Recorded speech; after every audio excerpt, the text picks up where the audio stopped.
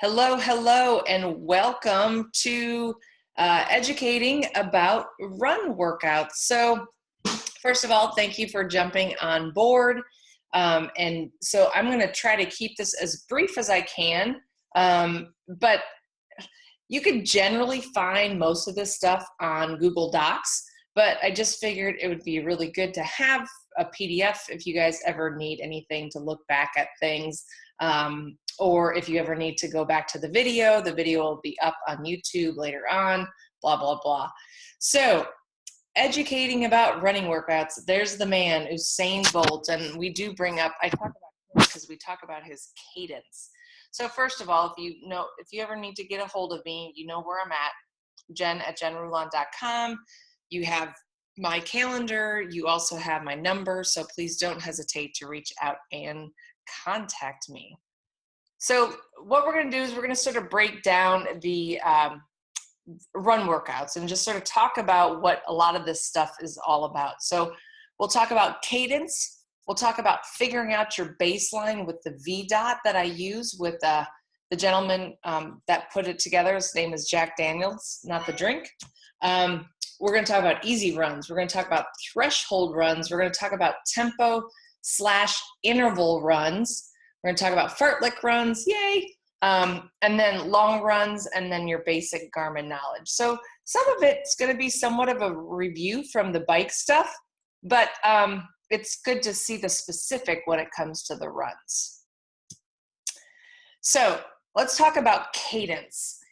So I am a big advocate of cadence when it comes to running. And if y'all have the Garmin, like the high-end Garmin, not the high-end, but just it will count your cadence for you. So what I look at is I look at revolutions per minute, RPM. I also talk about that on the bike as well, so RPM. And then I've also heard people say SPM, steps per minute. So to me, that makes a little bit more sense if it's RPM, revolutions per minute for the bike, and then steps per minute for the run. So I've seen a couple different things. So I teach pose method running, and some of you have read about this, some of you've seen it. I've talked to Jill, and I've worked with each other about it, and she's done a really good job of figuring it out on her own. So it was pretty impressive when she did the run with the group, and I was like, okay, show me your run. And I was like, you don't need me, you can run just fine. So according to the pose method, the lowest number that we want to see for cadence, whether you go with revolutions per minute or step per minute, is 180. 180 is right and left. But what we look at, and it's easier to count if you go right foot only or left foot only, is going to be 90 RPM or SPM. Now the max number is the highest that we want to go, the highest you can go. I've seen some athletes get up to 190 for going out for a tempo run. And that would make sense because you're going faster. So pose is wanting you to go faster and have a higher cadence. So if you remember, we talk about the RPM on the bike. So what happens is when I like you guys to be like 85 to 90 RPM on the bike. So as you're sitting there rotating around on that 80 to 90 RPM, what happens? You jump down on the run and bam. What is according to pose method? We're looking at 90. It's that same thing. It's that steps per minute. So it's like that aha moment. So 85 to 90 on the bike, and then all of a sudden you go to that run and you're doing that 90. So if you're not at 90 RPM or so, that's okay. What I highly recommend is grabbing and I'll put it in the link, it's a metronome app that you could do. And it's like a piano metronome. Don't get the running metronome. An actual piano one is the best way to go. So if that's how you want to figure out like your steps per minute, you'll hear that click, click, click, click. And you just do it, you could do it randomly on your run. And then, for example, so I always thought this was really interesting. So some 10K runners in the Olympics, on that last loop of the 5K, of the 10K, these guys were knocking out 240 steps per minute. That's 120 right leg only, or left leg only, however you look at it. It's pretty insane. But then, speaking of Usain Bolt, he's doing 250 to 280 steps per minute. And here's the thing, how long is his run? 7 seconds, not even. So yeah, it's sort of crazy. So cadence is really important in my eyes as a coach, because I want you to transfer that same cadence on the bike and go down the run. Because I see a lot of people go out and mash the bike and they're, 80, 75, and then they try to run their 90. That's not going to happen. So that's something definitely we can work on. If you guys are interested, you could always send me a video horizontal and take a video of you running, and I'd be happy to look at it for you and give you some tips through the pose aspects of things. All right. So let's talk about figuring out your baseline with VDOT. So I'm going to walk you through this. I'm going to use my example of the 5K that Kim and I did a couple weeks, or probably like a month ago, right? So training with VDOT and Jack Daniels, there's another calculator that I bring up later on, but how he looks at it, it's the easy run, the pace is easy run, marathon, threshold, interval, repetition.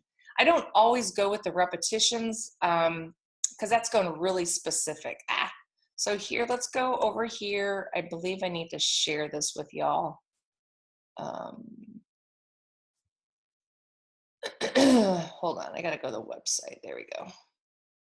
Okay, so what I'm gonna do is go in here, do the 5K, 21, 22, and calculate. So that's gonna be my pace, right? So then what I'll do is I'll look down here and I'll see, the 5K, that's what I should be doing at a 1 mile, 800s, 400s. Now that's if, you're going out and doing, time trials on the thing. But what I like looking at is two things. I like looking at the training. So if you look over to my left, my easy runs are 848s, 918s. And honestly, like when I was running today, I had to do an easy 1200, and my pace was at 845, and it was very easy for me. So that's something that I really like to work with you guys on that. The cool thing is it has an estimated of my marathon, and then it gives me the thresholds, what I need. Threshold, interval, like I said, I don't do repetition a lot. We'll talk about threshold and interval in a bit, but I just wanted to show you VDOT. Now, here's the cool thing for me.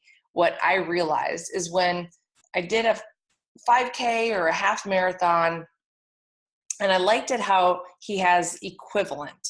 And so I think I did a 5K, and this is just, now here's the thing, this is just a standalone information. Like, it's not with the swim and the bike, right? So when I typed that in, I remember doing a 5K, and I typed it in, and I looked at my marathon time, and I thought, holy shit, I can run a 3:24 according to my 5K time. And that mentally prepared me, or helped me be able to think, okay, I could do a 350 in a marathon. It showed me that mentally that I should be able to run a straight out 3:24. So I just wanted to show you. So, I'll share the link for y'all. So, but I think it's a great tool. So VDOT is like your VO2 pretty much. That's what he figured out without all doing the mask and all that other stuff, right? Without spending a crap ton of money. And that's why I tell you guys, I'm not really worried about heart rate or anything like that. That's why I'm very chillax about this stuff. Because I know if I have you do a 5K, 8K, 10K, I can get your information here. And this is your this is your pace. So anyways, I just wanted to show you that. So, oh, I stopped sharing. So here, hold on. Okay, let's go back. Oh my gosh, working from home, right? Okay, so that's just an idea. So let's break everything down. So easy run, there's Fede and Nilly's. So sort of what we've talked about with the bike, an easy run is an easy run. And there's so many people out there that have to go crush their run. Now my dog is scratching.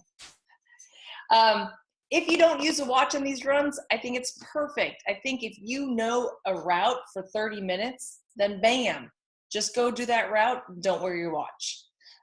Like I said, check out your easy runs. Check out the easy on the VDOT. So based off of my 5K run, when I'm running easy, it's an 8:48 to an 9:18. Okay. So how often should you do an easy run? Most of them should be easy in the prep and base phase of your training. Build phase, peak phase, you're looking at 1 to 2. That is getting a little bit specific because that's where we're really looking on intensity and recovery for that, especially for the peak week.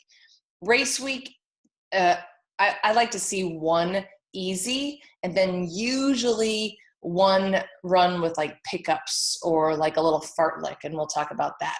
So easy runs, a lot of it should be in your prep and your base phase. Threshold pace run, Brandy. So these are steady runs with a warm-up and a cool-down. Sometimes people will call them cruise intervals. That's what my coach calls them. So these threshold pace runs or these cruise intervals are comfortably hard, running for 3 to 4 miles or 5 to 15 minutes with 1 to 3 minute rest in between. Woo! And it honestly, like cruise intervals, when I see that on my thing, I was like, oh God, because it can mentally be challenging. So I've seen a lot of 15 minutes with a 2-minute rest. But why do we do this? We do this to improve your endurance. So when I have to go do, threshold pace or cruise intervals, I go back to my VDOT and I go ahead and look at that information. So, and see what I need to hold. And then I'll hit the interval button so then I know that I am where I need to be at. So those are cruise intervals. So tempo interval runs. So here's the thing. Make sure you get a good warm up, good cool down in between these tempo interval runs, okay? Interval runs, we gotta have that warm up, cool down. These are hard intervals, but you're not running all out. You're not running like Phoebe, right? So this is where you could hold like 10 to 15 minutes in a race. But in training, you would do like 3 to 5 minutes with equal distance. So let's say you do 5-minute hard interval, but with a 5-minute easy run. And let's say you repeat that. You could repeat that 3-4 times, and that's a great workout. Think of the 5K, or think of those like that interval, like the 3 to 5 minutes. Think of it as a 5K effort. So like I said, it's hard, but it's not hauling ass for like 30 seconds, okay? And here's the thing. You don't want to go past the 5 minutes in these interval runs because that's going to start building up your lactic acid. And that's not where we want to go with these type of training. Now, if you think about it, you go into a 5K, you're probably going into lactic acid because you're probably doing 15 to 20 minute effort. But you don't want to go past that in your training. We're trying to increase that 5K. So doing shorter intervals is what we're looking for. So then how often do you do interval run work? Honestly, 0 for the off season. You don't need that. Go out and do an easy run. Go out and run the trails. Like, you really don't need interval run work. 1 time a week, base phase, just depends on the athlete though. Like the other like I was working with Jill for quite some time. And so I was just adding some like high intensity workouts, like minute on, minute off, 2 minutes on, 2 minutes off, 3, 3, just to change it up. So I am okay with that. Build phase, looking at 1 to 2 times a week.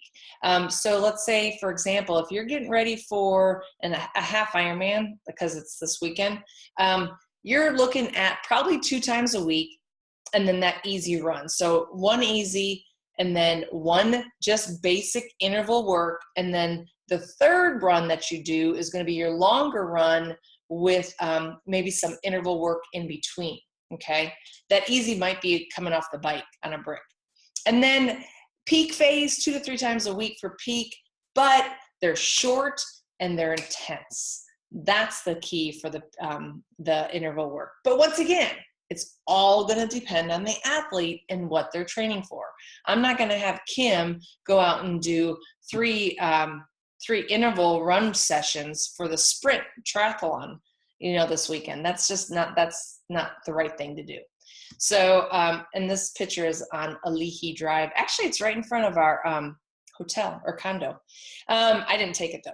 And then 1 time during the race week. But intervals, like I said, short and to the point. Long run. Oh, I used that same photo. That's okay. Long run. So it just really depends on what you're training for. And guess what? I did not change that. Funny. So your runs, interval long runs should actually be up to, this is going good.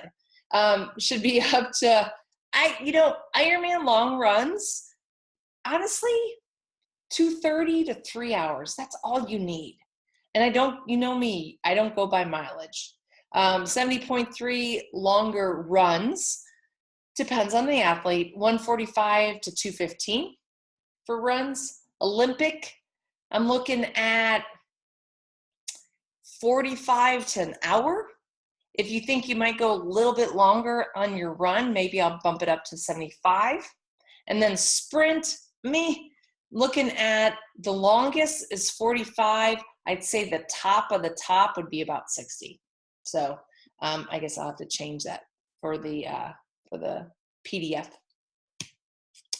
Fartlek runs. So this is fun. So fartlek runs means speed play in Swedish. So think of fartlek, think of fun. So once again, make sure you warm up, make sure you cool down, but play around with the speeds and the times. So sometimes you see this with group runs, is that we're like, hey, we're going to go do a fartlek. And then, so they'll run from tree to tree or stoplight to stoplight. And they'll say, hey, let's go all out from this light pole to that third light pole, or let's go, you know what I mean? So the fartlek is supposed to be fun, and it's supposed to be very stress-free. So if you want to go out, if I give you a workout and say, hey, do a fartlek run, and if you think you could do it on your own, then do it. If you think you need guidelines, then I can help you out with that. But fartleks are just supposed to be fun runs. So basic Garmin knowledge, and I think you all know this. For in a Garmin, you can preset your workout. For example, if you have 10 rounds of 1 minute on and 1 minute off, you can pre-program that. And that's really nice. The funny thing is today I had 2 by 800 faster at a 70.3 pace with a quarter mile cool down. And then I had to do 1200 run. And then I had to do 1.5 miles at half Ironman pace.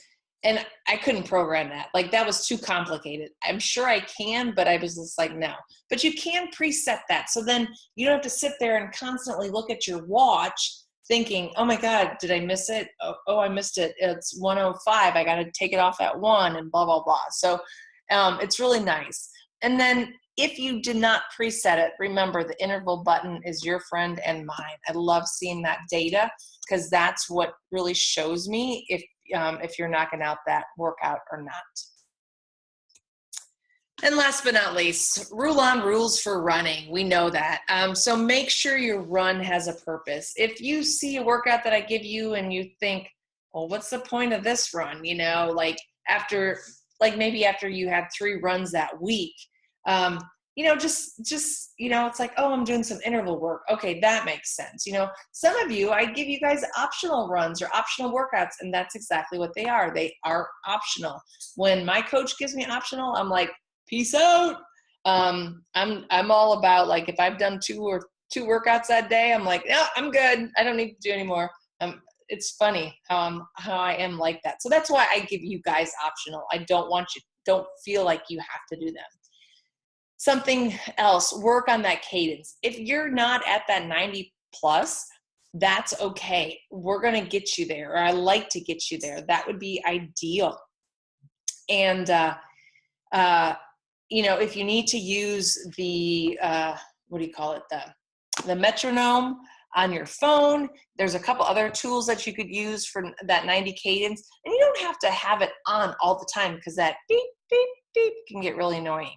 So that's something that Pose Method talks about, is the cadence, but it's also about trying to have shorter steps versus a longer stride. Also, easy run recovery runs are just that, plain and simple. And then figure out your numbers and pace with the Jack Daniels VDOT or the Macmillan calculator. Now the Macmillan can go a little bit more detailed on things, so sometimes I will use that, but honestly, I truly think the Jack Daniels VDOT is the best out there. So, since we were interrupted, any questions? That's one of the photos that I have on my website. So I'm going to stop.